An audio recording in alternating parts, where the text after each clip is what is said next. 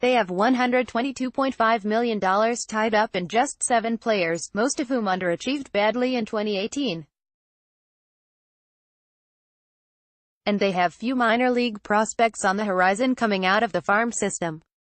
The Mariners' fall from grace in 2018 has been a slow, steady descent that has wiped out almost all of the good feeling that prevailed for half a season. At one point they were 24 games above .500, and at a slightly earlier point they were 11 games ahead of the A's for the ever-elusive playoff spot that finally seemed theirs for the taking. It's all gone, of course, the early giddiness having been replaced by a familiar disgust.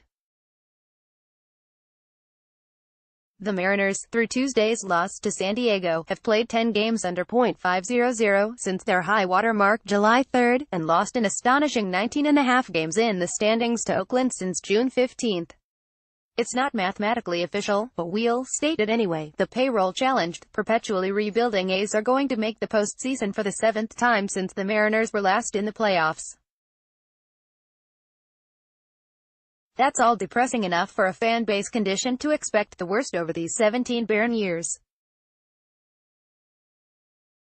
What's even more daunting is that the near-term prospects for this team don't look encouraging, despite a final record that will be improved over last season and could approach 90 wins.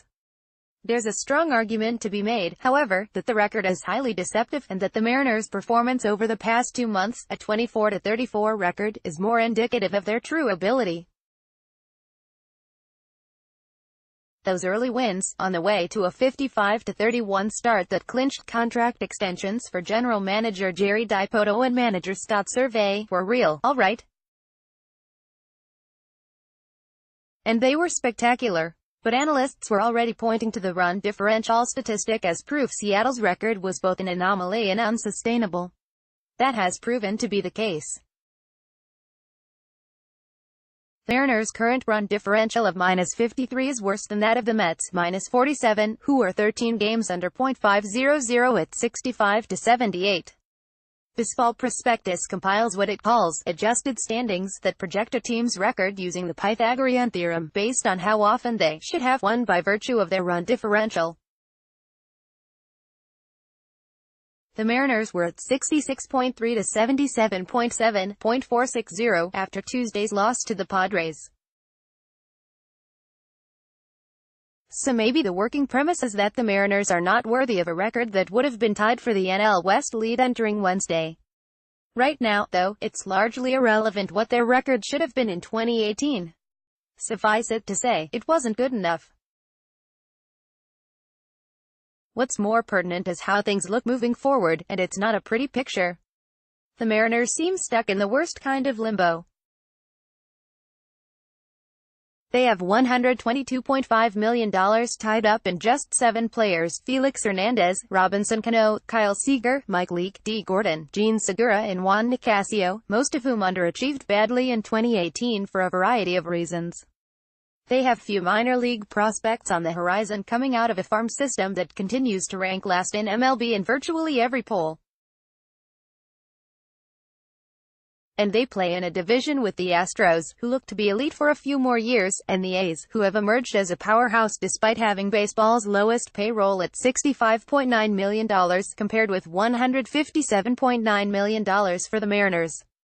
Throw in the fact that the Red Sox and Yankees appear established indefinitely as 100-win caliber teams, and, oh yeah, the Tour had raised the 28th-ranked payroll team at $76.3 million, have their own strong, young nucleus, and the road to the playoffs looks more difficult than ever. The Mariners' second-half nosedive highlighted deficiencies that won't be easily fixed. The offense has been miserable, with Gordon, Seager and Mike Zunino all coming up far short of expectations. Their top power hitter, Nelson Cruz, is a free agent, and 38 years old. His OPS has dropped from .902 in the first half to .813 in the second. The bullpen has struggled to find setup men to support the brilliant closer, Edwin Diaz. And the rotation, while certainly having its bright spots, will have to solve the Hernandez problem. That's been a stumper. The pressure will be on Dipoto to be more creative than ever to attack the Mariners' shortcomings. But he doesn't have much to work with, unless management opens its wallet to dive into the free agent market. That certainly hasn't been the MO of an ownership group that has been admittedly gun-shy to spend on free agents because of some high-profile whiffs. The Mariners could go the opposite direction and tear the team down for a complete rebuild, as has become so trendy in baseball. But players such as Cano, Hernandez and Seager are virtually untradeable, which complicates that strategy. Their most marketable trade chips are James Paxton, Mitch Haniger, Marco Gonzalez, Diaz and perhaps Segura. You could deal them to rebuild the farm system, but does the fan base really have the stomach for what would probably be 5 years of wretched teams with the hope, not a guarantee, of coming out the other side with a championship-caliber team? I'm not so sure about that. The so-called tanking route sounds appealing until you're right in the middle of it, watching year after year of bad baseball. The Astros lost 106, 107, 111 and 92 games before they built a playoff team, back before the new rules governing drafts and international signings made that harder to accomplish. The Cubs pulled it off, too, after seasons of 91, 101, 96 and 89 losses, and it appears the Braves and Phillies are on their way. But we'll see about the White Sox, Reds, Marlins, Padres, Tigers and Royals. It's a lot to ask of your fans to endure the extended pain of a teardown when not everyone can succeed at it. Of course, the counter-argument is that the Mariners haven't succeeded, and they've been trying to win, so why not make it official? At least everyone would know the drill. The bottom line is that the Mariners have no easy answers, and a lot of troubling questions, as a season of such promise ends in such pain.